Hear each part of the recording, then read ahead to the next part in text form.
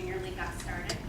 In 1901, Mary Harriman, who lived in New York, decided that she wanted to get some of her her debutantes together, her friends, and make a difference. There were a lot of immigrants that were coming in, and they needed assistance with education and health and other things. And so she decided to start this group of women.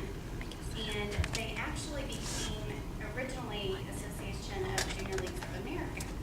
And then they started getting leagues in other countries, which is when they became AJLI, which Tammy had asked me to talk about. Basically, AJLI encompasses all of the junior leagues throughout the U.S. and the other countries, and there are almost 300 junior leagues total. So it's really a large organization.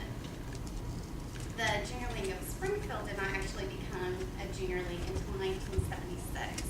In 1959, a group of ladies got together, and one of them had been in a league in Dallas and decided that she wanted to do something similar here. But what happened was, when they first got the guidelines from AJLI, they were pretty strict, and so the first time they submitted their application, they were denied, and basically told, here are some points you can work on. So they went back a few years later and applied again, and they were told that their membership wasn't high enough.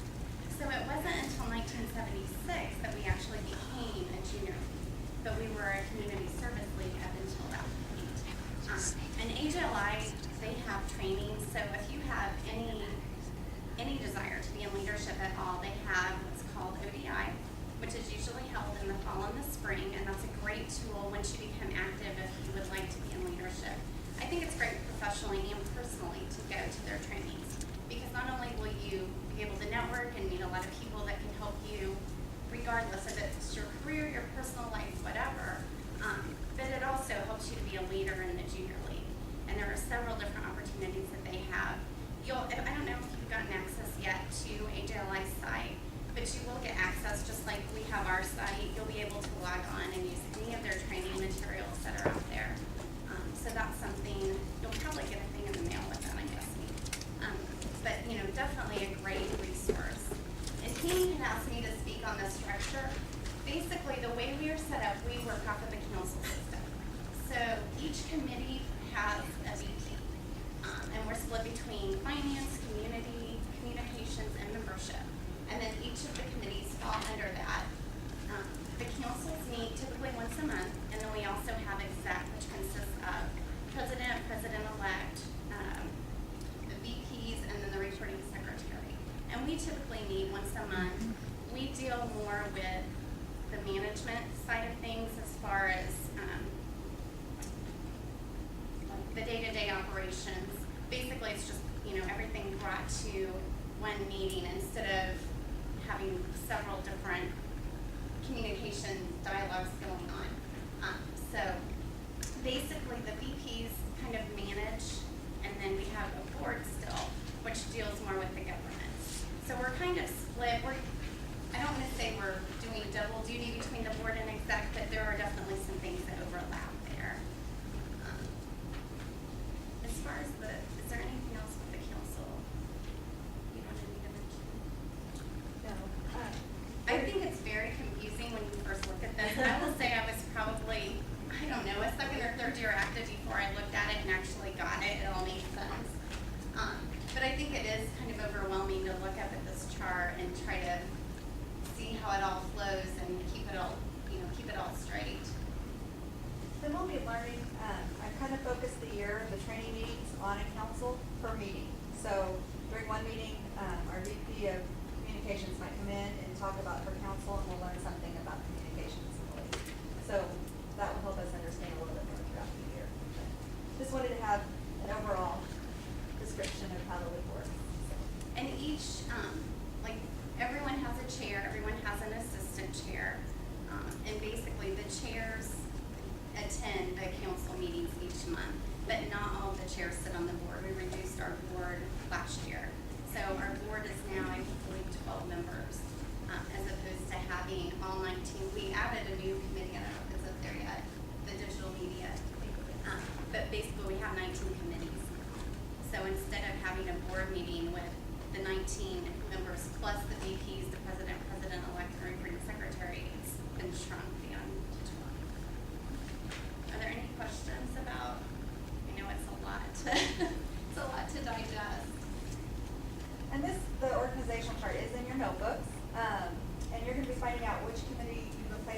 year, so if you need to remember who your chair is, it's a great place to go to find out who the chair is for that committee, so. Do you have access already to the junior league site? No, I guess. They will probably tomorrow. Okay. We're gonna talk Once about you that. log on, it's Digital Cheetah is what we work off of now, which is a great resource. It was fairly expensive, and I don't think we utilize it quite as much as we should. It's something that you'll definitely get training on this year. Probably in September, we're working on a league-wide training for it. But you can pull up a committee and see all of the members on that committee. You can do email blasts. There are several things that you can do within that website.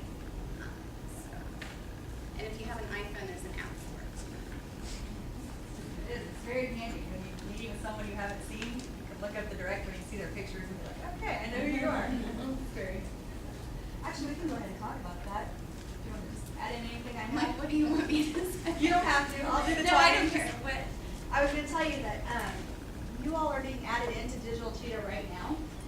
Probably will be in, should be in by tomorrow. Your login, and I didn't have time to put this on the agenda because I just found out, but your login will be your first initial of your first name, well, your initial of your first name, and then your last name. So my name's Tammy Tyndall, so I have a T in Tyndall.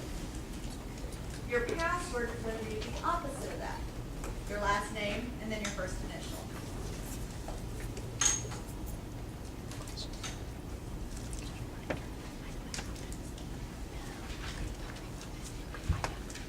So when you go, our website is jlspringfield.org. This is our homepage. When you get there, you'll click on Member Login.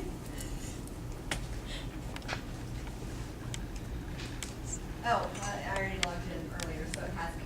But then it'll pop up, it'll ask you for your username and password, which are the two things I just told you. And this is what it shows you. It shows you your profile page. So I don't know if your address will be in there quite yet, your name will, but I don't know how much other information will be in there yet. People have to enter that manually, so it takes a while. But for your August meeting, what I'm hoping is that through Digital Cheetah, we'll send you an invitation so that you can RSVP for our August meeting. So when you log in, it'll show up there that you've been invited to our August meeting, and you just click that you're RSVPing, yes or no. So this is kind of what you'll be seeing in the future. So any questions? I know this is kind of really thrown at you, but I wanted you to be able to go in and look at your profile before August if you wanted. What do you say that website was, jlspringfield.org. And they'll actually send e-blasts for general membership meetings as well, so that you can sign in advance. And then when you come in, they'll have pre-printed forms with your name, so you'll just sign by your name. We can scan them in. The other thing is, as you're on your committee, your committee chairs, your placement committee chairs, might be using Digital Cheetah to invite you to their meetings as well. You'll be getting emails from them. So you might be seeing emails from them as well. So.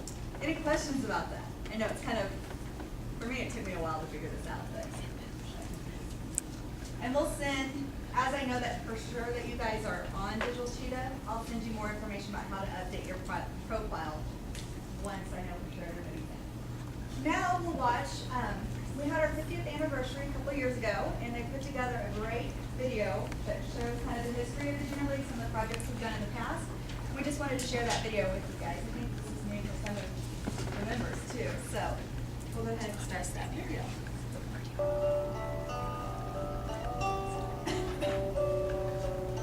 Hi, I'm Patty Brooks. I'm Cynthia Hollander. And I'm Jan Horton. As early as 1953, Ann Wakeman was talking about getting a junior league started here in Springfield. The question was how to go about it, and nobody knew. Then Susie Tynes moved back home from Dallas, and she was a member of the Dallas Junior League, and they got their heads together. And because she was a member of the Junior League of Dallas, she had the know-how and the structure of information that we needed.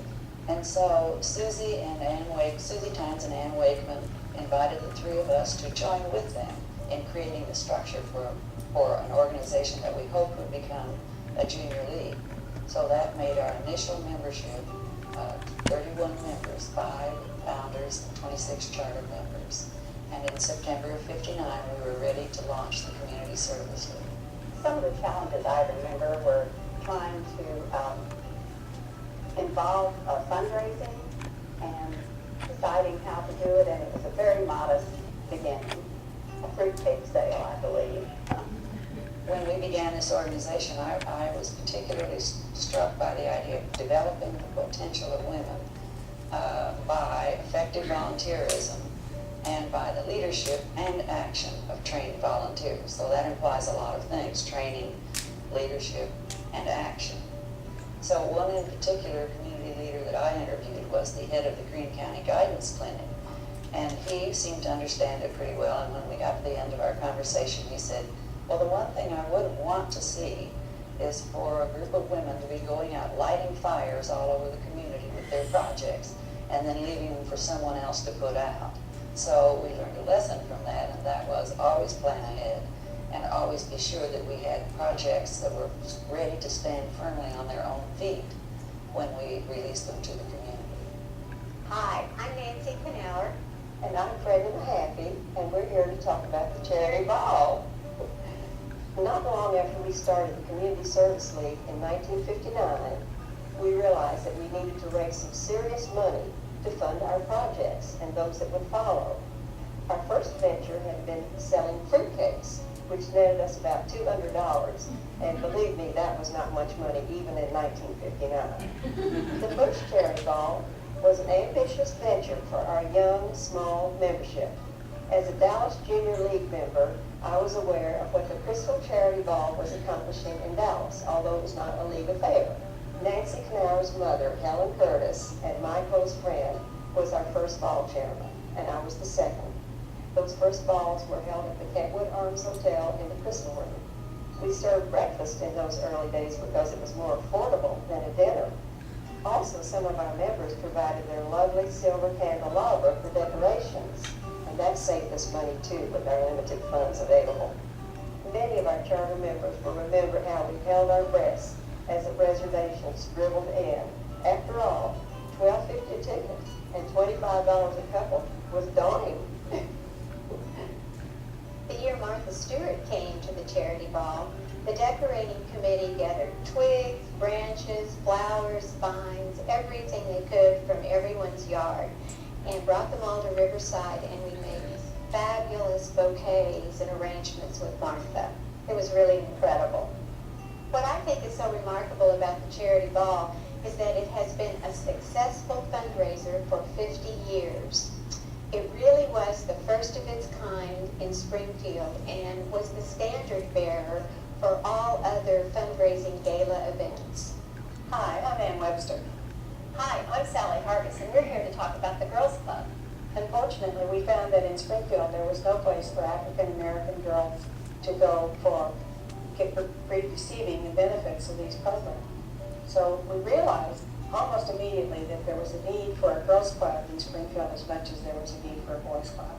You know, the role of women in society was changing during the 70s and 80s, and the Girls Club's programs, which were intentional and compensatory programs designed to help women along and young girls along with those changes, were revolutionary at the time.